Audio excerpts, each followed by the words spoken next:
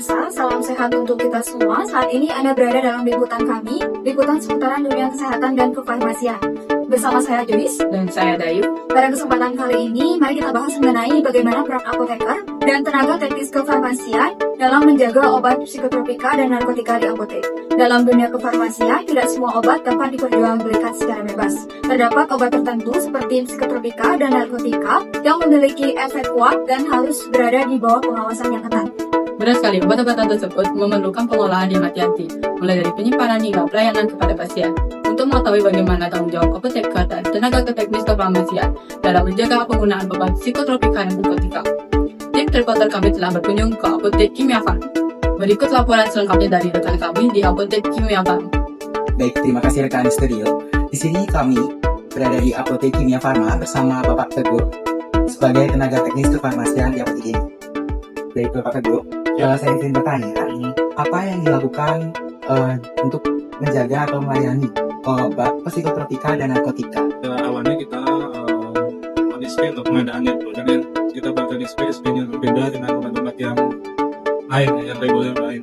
Itu tersendiri, kita kirim SP ke pihak PBR, nanti dari PBR obat datang, kita cek dari ED, dari jumlah kuantitasnya berapa sesuai dengan yang di faktor.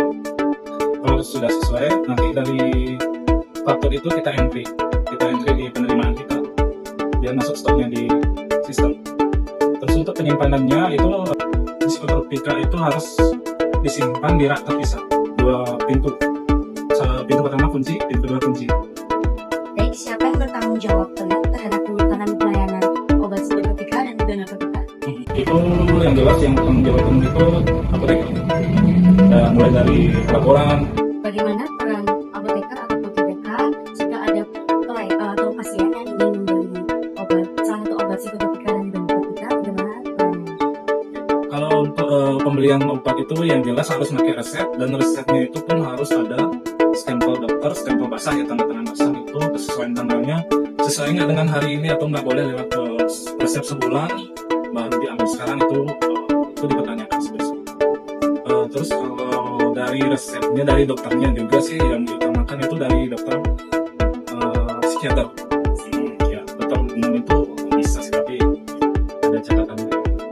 Kenapa obat narkotika dan psikotropika ini sangat diawasi ketat oleh apoteker dan tenaga teknis kefarmasian? Yang jelas kan itu golongannya beda ya, golongan apa sih namanya saya lupa tuh. Itu memang harus pengawasannya tuh harus benar-benar ketat, karena kan itu mempengaruhi sistem saraf biota, itu menyebabkan ketergantungan. Itu kan biasanya itu yang disalahgunakan oleh pasien-pasien yang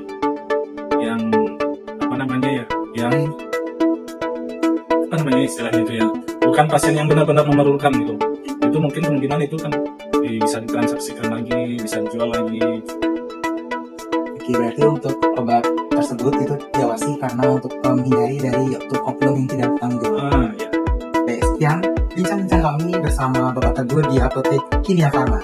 Saya Andika. Dan saya Rahayu. Kembali ke studio. Terima kasih rekan Andika dan Rahayu atas laporannya di lapangan.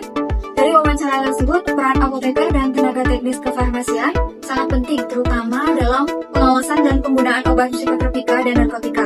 Pengelolaan yang tepat, pencatatan yang akurat, serta tanggung jawab moral dan profesional menjadi kunci utama dalam menjaga keamanan obat-obatan tersebut.